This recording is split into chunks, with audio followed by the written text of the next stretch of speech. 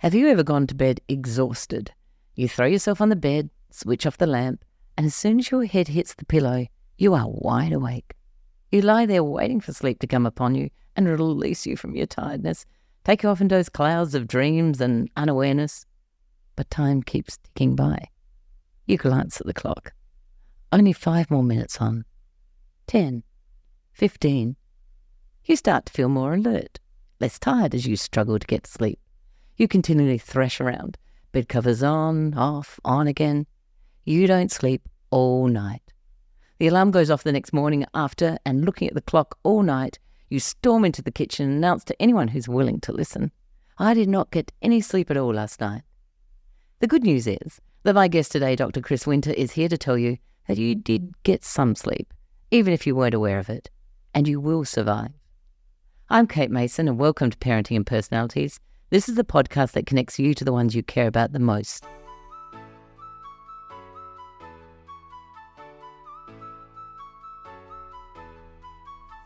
Dr. Chris Winter is a board-certified and internationally recognised sleep medicine specialist, as well as a board-certified neurologist. His first book, The Sleep Solution, Why Your Sleep is Broken and How to Fix It, was praised by New York Magazine as one of the best 7 books on sleep ever written and the best book for insomnia. He's a highly sought-after speaker and a consultant for professional sports organisations, with clients including Los Angeles Dodgers and the New York Rangers. He also regularly consults with US military groups, as well as businesses and large corporations. His recent book, The Rested Child, Why Your Tired, Wired or Irritable Child May Have a Sleep Disorder, identifies the signs and symptoms of the most common sleep disorders affecting children today. Dr. Winter empowers parents and caregivers to understand the steps necessary to address and treat their child's sleep problems.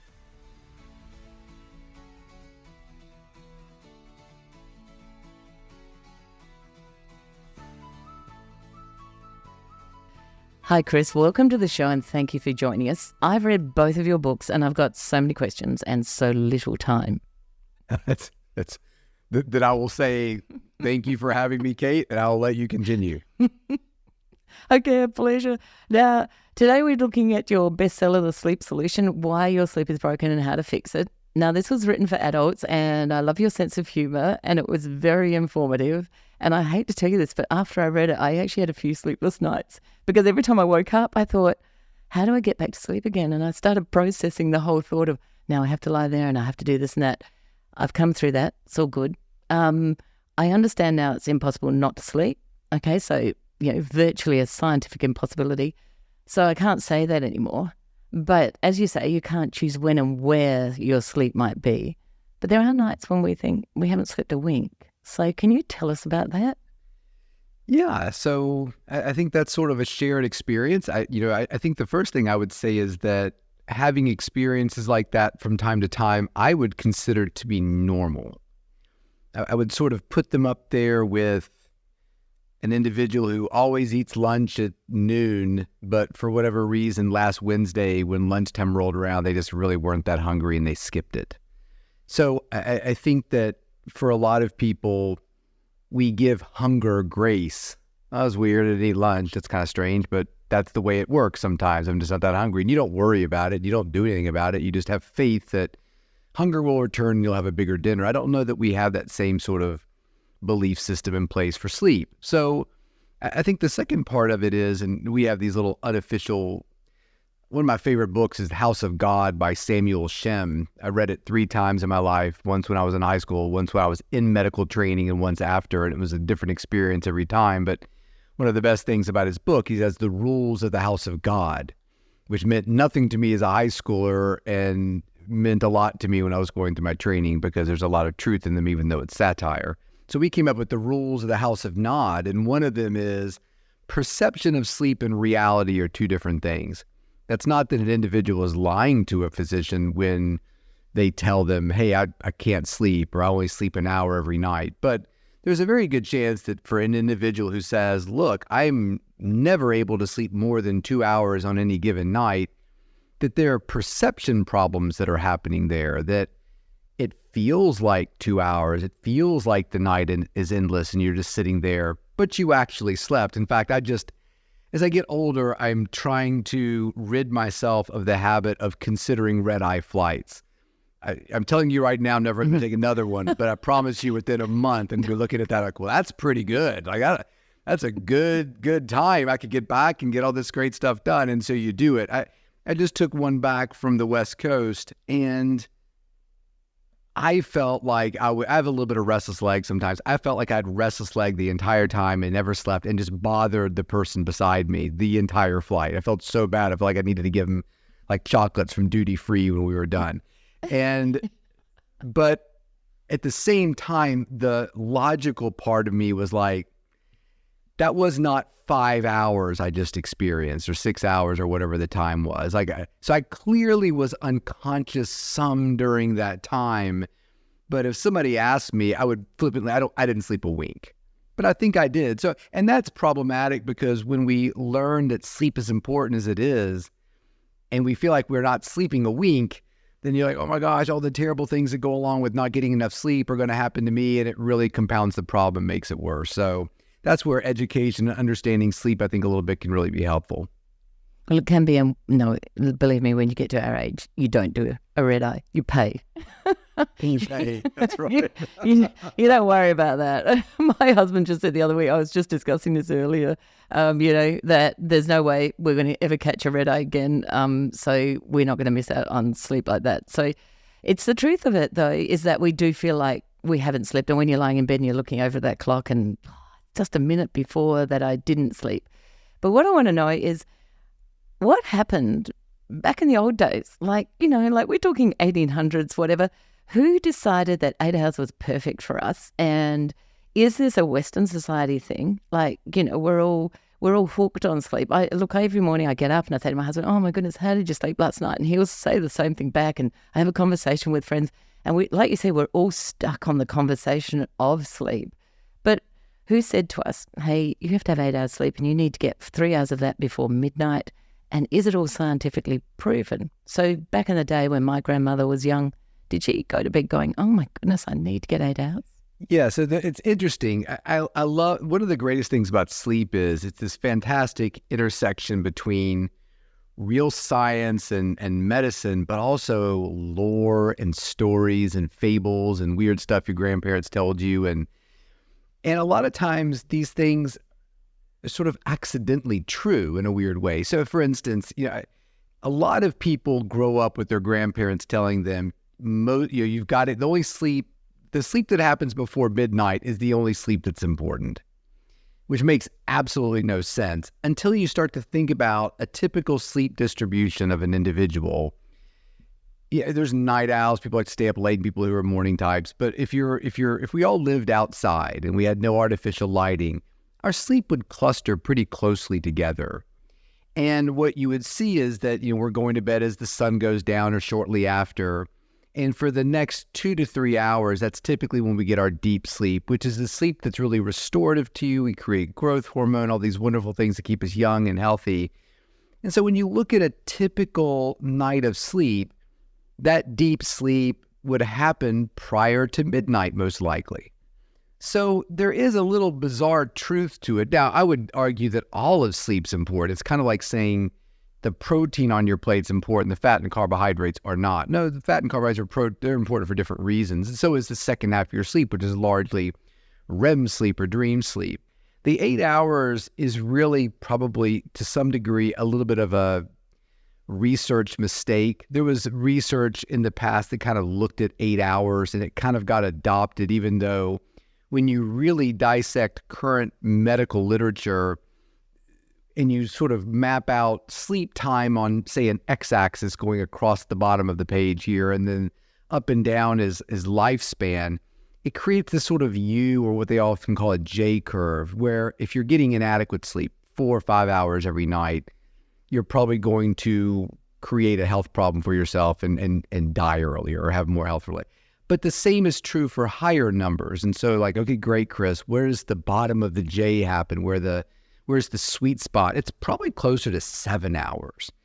But again, we have to be very careful because we're talking about averages. So if you're listening to this podcast, you're a unique individual. So I could tell you the number of calories the average adult male should consume, That has potentially no bearing on an individual listener who's an elite swimmer or is, to some degree incapacitated and can only sit in a chair all day long. So it really becomes, the problems we run into are applying averages to individuals. That's usually not a good idea.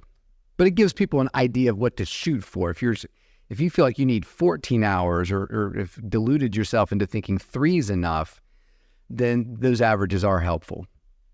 Okay, so you've just discussed this a little bit. So what are the 3 distinct stages of sleep, and which are the most restorative of those, or are they all equally so? I was talking to somebody earlier today in an interview, and he kept talking about stage 5 sleep, which does not exist. And so finally I said, whatever this stage is you're getting is like you're on an elite level, like you're beyond my expertise. Like it must be why you're such a good interviewer, because you're getting the sleep that nobody gets. So in fact, there really isn't there used to be what we would call stage 1, 2, 3, and 4. 3 and 4 were both deep sleep. So if you come across an article that's talking about stage 4 sleep, it's probably a little old. They eventually said, look, this is so academic, it doesn't matter. So now when we think about stages of sleep, you're in either stage 1 sleep, which is basically just a fleeting transitional phase from being awake to being asleep. Stage 2 sleep is what we refer to typically as light sleep, and that's about 50% of our night if you're an adult. And then the other 50% is divided between stage 3, or what they often call is N3, N1, N2, N3. N3 sleep, which is deep sleep, and then REM sleep, REM, rapid eye movement, which is dream sleep, essentially, even though you can technically dream to some degree in deep sleep. So, and REM sleep is a very light-looking sleep. It looks, the brain activity almost looks like somebody who's awake. So it's extremely different than than deep sleep. And so we kind of move through cycles in a somewhat predictable fashion throughout the night, with most of our deep sleep being, again, in that first couple hours of sleep before midnight, like Grandma said. And then the second half of the night is often sort of back and forth between light sleep and dream sleep or REM sleep. And it was named REM sleep because they noticed when people would sleep, suddenly their eyes would start to move around underneath their eyelids. And if the examiner woke the person up, they would often say they were in the middle of a dream. So our bodies are largely paralyzed during REM sleep, except for our eyes, which escape that paralysis and kind of move around in interesting ways underneath our eyelids. So yeah, those are the stages of sleep. And so if we wake up in any of these stages, so in REM, is that when we normally would remember our dreams? Like we don't if we wake out of a deep sleep, we're not in a dream sleep, so we don't do that. So is it good to wake out of either of those sleeps, or are you better to be coming out of those when you wake up? Yeah, so there's really good stuff in that question. So you're right. The first and foremost, if somebody says, look, I dream a lot, what you're really saying is you remember your dreams a lot, which means you probably awakened during your dreams a lot. So if I always ask the question of a patient, do you dream a lot? If the answer is no, that means one of two things. You're such a great sleeper that you go in and out of REM sleep and you never awaken to remember it, or you're such a terrible sleeper that your body's given up on REM sleep, largely because of that paralysis. If you're struggling to breathe already, like somebody with sleep apnea, a lot of times over time the REM sleep disappears, or you're on a medication that suppresses it. There's lots of things that can be there. So we're going to wake up during the night. The two biggest, if I ask an audience, are you a good sleeper or a bad sleeper? And the people who raise their hand being bad sleepers raise them. They're generally going to make that determination based upon two criteria. One is takes them a while to fall asleep. Number two is they awaken a lot during the night, or even awaken once during the night. We awaken a lot during the night naturally. So that's often a difficult sort of metric to use, in the sense that what we shouldn't be striving for is complete unconsciousness. If you wake up and roll around a little bit and go right back to sleep, that's okay. That's normal to some extent. If somebody feels like, look, I never awakened a year or two ago, now I constantly wake up, constantly dream, that can very much be a red flag towards something affecting the nature of your sleep, causing you, like you said, to awaken during REM sleep. So usually what happens is, if somebody's on a good schedule and is a healthy sleeper, they will time their last cycle of dreaming in a way that they dream, they come out of the dream for a few minutes into light sleep, and then they awaken, which is the reason why if you catch that red eye, or you have to get to the airport at 4:30 in the morning or something, that alarm clock goes off to get your Uber or whatever, you're in the middle of a dream, because you're used to waking up at 7, but suddenly you surprised your brain by waking up at 5:30 in the morning. That's when you can really sort of catch a dream and remember it sometimes. That really makes sense. I actually think I'm quite a good sleeper. I don't think I sleep not a dead sleep, so to speak, but I do. I rarely dream. My daughter often says to me, "Oh, I had a dream last night," whatever, and I go, "No, nothing happened here," So fingers crossed it means that I'm a good sleeper, because basically, if you haven't slept, are you dead? Like, seriously, your body can't not sleep, can it? You talk about it will grasp at sleep wherever it can, type of thing, won't it? Absolutely. Yeah. So, Oh, absolutely. always a good thing, to wake up. Now, you talk about basic needs, because food is one of those. So we've got food, water, and sex. And if you don't get any sleep, you're probably not going to be getting much sex, I'd say. So sleep is really important, because otherwise there'd be no reproduction around the place. So what are the things that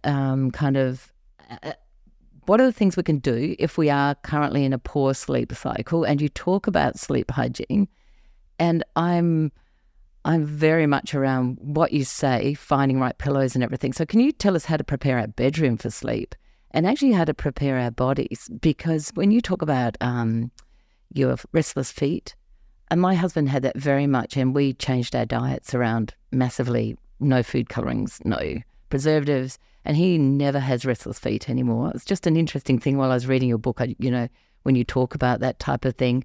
So obviously foods and that were causing that for him. So just in case there is someone listening and that is something they have, I understand there are other factors involved in that. But it was just a very interesting thing that happened for us, with his sleep hygiene and how he went to bed, Yeah, no, I think that sleep hygiene is kind of a misunderstood concept. I think it's, I struggle to figure out the analogy. The best analogy I've ever figured out is it's kind of like you've got a kid who wants to run track, and so you go out and buy them the best running shoes that money can buy. You've not really, to be surprised that he's not the fastest runner on the team the first day of practice, or if he was having trouble running, like he just couldn't jump over a hurdle and was doing it all wrong, his form was terrible, buying him shoes is not going to help the problem. These are foundational kinds of things. So it's setting the stage for his ability to learn how to jump a hurdle or become a fast runner. It's usually not the problem. I've never met somebody who's like, I was really struggling to run, and after analysis you realize, well, it's because you're only wearing one shoe. Oh gosh, okay, well that makes sense, because I had this other shoe, I thought it was an extra, and you put it on and solve the problem. No, that's not how that works. Like, everybody knows you put two shoes on. So sleep hygiene kind of becomes that to some people, which is, if you bought a mattress and it solved your back problems and it helped with your sleep, that's great. But I think for most people who struggle with their sleep, the dark room, the quiet room, the comfortable mattress, the little bit more exercise, and it's probably been tried to some extent. And again, my analogy there is, if my knee hurts, I'm going to ice it. I'll get a little wrap from the drugstore. I might, take a few days off of running, but then if I return to running and it feels like there's a nail stuck in my knee, I've probably got to the point where I can't fix this. I need a clinician to help me out with this. So, I think all these things are really important. I think that if you're got a TV in your bedroom, that's probably not a great place for it. It's not the end of the world, but maybe watch your TV somewhere else and then go to bed in a dark, quiet place. And if you're exercising, exercise a little bit more and try to be more consistent with your diet. And like you said, yeah, for people who have restless leg, maybe, increasing foods with iron in them, or eliminating the coffee that you like to have at the end of your meal at night. And chocolate can bother some people and create restlessness and whatnot. So all those things are wonderful things to try. A little supplemental magnesium or something like that can be great. Weighted blankets. I think it's just at some point, we just kind of have to be open to the idea that I would like for one or all of those things to work for everybody who tries them. But at some point you get to a place where it might be a little bit more out of your control, and seeking a little bit more direct professional help might be what's necessary. I still encounter people who are unclear that there were sleep doctors. Yeah. So you introduce yourself to the Uber driver. What do you do, man? I'm like, oh, I'm a sleep doctor. Well, I never heard of that. I didn't know that was a thing, kind of thing. Although I think that's becoming less and less common now. So, but yeah, no, all those things are really important. But that was kind of the reason when my sleep hygiene chapter was so short. Like, I think most people know that by now. Well, they do. I did tell my son he'd probably help his sleep if he changed his sheets every 3 months instead of 6. That kind of helps. I agree. Hey, listen, I'm a big believer in a fresh bed that's made every day. As silly as it sounds, it's just something sad about climbing into your unmade bed that's been got clothes on it. Like, I like that feeling when you walk into a hotel and everything, at least on the surface, until you get the black light out, but everything on the surface looks perfectly clean and neat and folded. I love that feeling. It's great. Yeah. So do I. That's why I go away so much. I just love the idea of the bed being made every day. It's amazing.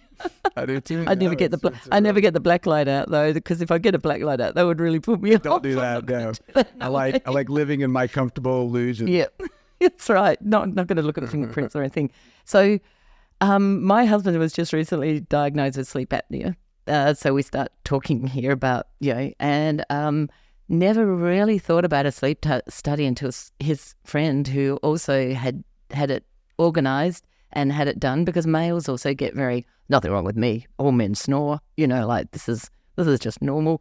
And he went and had it done and, was stopping breathing every 40 times an hour, and held his breath for a minute and a half one time. And he's an ex-swimmer, so he just said, gee, that's pretty good for underwater.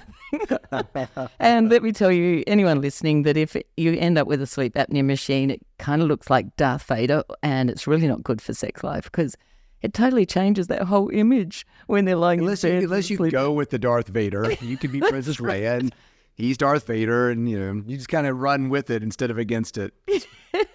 Not Princess Leia here, unfortunately. So, it's that kind of, lucky we're 61 is all I can say, because if you get it when you're earlier, that would be very depressing. So never really thought about it before, all of the things that sleep apnea brings with it, and especially as we are getting older and lack of oxygen to the brain, and in a way he's 65, and the people said to us, lucky you discovered this now, because sometimes people are 85 before they start working on it. So can you just tell us about sleep apnea, and if you've got another, there are obviously a myriad of sleep problems out there, and another one that you think is quite an interesting sleep problem? Yeah, I think sleep, I really appreciate you sharing your husband's private medical information. I think that's fantastic. He's not going to listen. I'm kidding. No, it's really important. And you brought up something I think that's really interesting, and I see all the time, which is, how did he get treatment for something that was pretty severe? It really wasn't through his doctor, it was through his friends. And I find that all the time with guys that they go off to the yearly cabin in the woods to do fishing and play cards and drink bourbon and whatever they do. And it's the friends that say, look, we love you, but you scare us at night and we're not allowing you to come back until you go to see a doctor. And it's funny because I'll ask, is this the first time anybody's ever mentioned it to you? Oh, no, my wife's been telling me to go to a doctor for 5 years. But when the friends say to do it, and I'll tell you something else too, that a lot of time the friend has been treated and he's going to tell you, look, I didn't want to do this, and this thing is not sexy and it's a pain in my ass, but it's really changed the way I feel. I'm losing weight. I don't feel depressed. I've got more energy. I've got, so they're always going to be able to sell that more than me. Because I think in the back of every patient's mind, it's like, I feel like if this guy sells 10 CPAPs, he gets a car or something. Like there's some sort of weird incentive model that's happening behind the scenes. I'm getting kickbacks or something, which we are most definitely not. So sleep apnea is a condition where you can breathe or you can sleep in a healthy way, but you can't do both at the same time. And it just creeps into somebody's life. Like he did not suddenly develop 40 breathing problems an hour yesterday. So it's just amazing what we'll deal with if it comes on slowly, because when you take it away from people, like they wear their CPAP and suddenly they're like, oh my God, I can't believe how good I feel. Like when it's suddenly gone, it's kind of hard to believe that you were able to function and do your job and be the person you were with that. It's shocking to me sometimes. So there are other treatments besides the CPAP you could always talk to your husband about. CPAP's a great way to test the water, but it's kind of like glasses. Like I've got contacts in now just because I thought I'd try to spruce myself up for you, for even though it's a podcast. I'm not sure why I did that. You're lucky because I can't put them in. Yeah, so you look great. Thank you, appreciate that. So but I hate them. I hate contacts. I hate glasses. I hate the whole lot of awareness since they're great. But wow, do I like what they do for me? So if he likes the CPAP, there are surgical options, there are oral appliances, there are things that somebody could do if they really felt like the CPAP was just a little too much. And sometimes having that choice makes people feel a whole lot better, like they've got a little bit more control over the situation. And there's a small number of people that get on the CPAP and suddenly they feel so much better. They're back in the gym and they're lifting weights and they're eating differently because they're not so tired all the time. And they actually lose enough weight to either improve their sleep apnea or get off of it altogether. So good for your husband and good for you for supporting, get the message out, because that's really where the action's at. Because there's a lot of people out there who need them who don't have them because they're just not educated or they're in denial. So the other you mentioned another condition that I think is pretty interesting, and that one would be narcolepsy, which is a condition that's not nearly as rare as people think it is. My guess is if you're a listener of this podcast, you know somebody with the condition. They may not tell you they have it. They may not know they have it themselves, but it's a condition of sort of profound, unexpected sleepiness. Not so much you fall asleep playing a tennis match like Mr. Bean, like that. People have a sort of comic book image of narcolepsy. It's really a person who got 8 hours of sleep last night, got to work, and has to take Herculean steps to keep from falling asleep, and even that's not successful. College student who always sits in the front of the class and immediately falls asleep for every class. And it's interesting when we're young people, when we have little ones, we just hope they're good sleepers. So for a lot of people who have narcolepsy when they're young, they're like a parent's biggest dream come true. It's not as they get into high school and college, the dream kind of becomes a nightmare because they don't have the capacity to stabilize their wakefulness during the day. So they're just kind of constantly falling asleep during the day, and they're not great sleepers at night. And that is one of the most misdiagnoses in terms of being diagnosed as being depressed or anxious or having ADHD. So that's another little condition I'd put on people's radar, that, everybody's got a friend who's really sleepy. And strangely, we think of sleepiness as being the goal. Oh my gosh, I wish I were like Sheila. Sheila can fall asleep anywhere. She's so lucky. It takes me 30 minutes to fall asleep if I'm lucky at night. Sheila is falling asleep all over the place. Well, Sheila's got a big problem. It's not a superpower that Sheila possesses. It's really a problem that we don't really recognize as such sometimes. So that's the other one I'd throw out there. And that we really do need to address it, because you're right. Everyone has a sleep envy of people who are sleeping and can manage to get to sleep fast. That's very true. Right, absolutely. Chris, thanks for sharing your incredible knowledge and your humour. And I promise I don't think my husband's ever going to listen to this one, so I should say. We can talk all about him. We can talk as much as we want about him. We can. This podcast. I think I have a similar situation going on with my family. Yeah, that's right. Your wife's asleep, isn't she? That all works. That's good. As long as someone's asleep on the couch. Right. We're all set here. So really, absolutely. So for us to sleep or not to sleep, that's really the question. And look, there are solutions out there for people who are struggling, and for those of people who haven't heard of a sleep specialist, you are out there. So thank you so much for joining me today. Thank you so much. I really appreciate it, Kate. It's been a pleasure. So, to sleep or not to sleep? That is the question. And as you can see, there are some solutions out there for all of you who are struggling.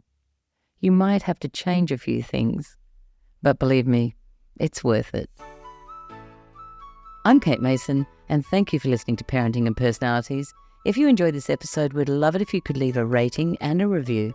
That would help others learn about this podcast. If you're interested in discovering more about you and your family's personality types, you'll find my book, Who Is This Monster or Treasure in My House, on Booktopia or Amazon. If you have an episode idea, please send a note to thepersonalitycoach@gmail.com. Many thanks to our producers at Stories and Strategies, and we'll see you next time.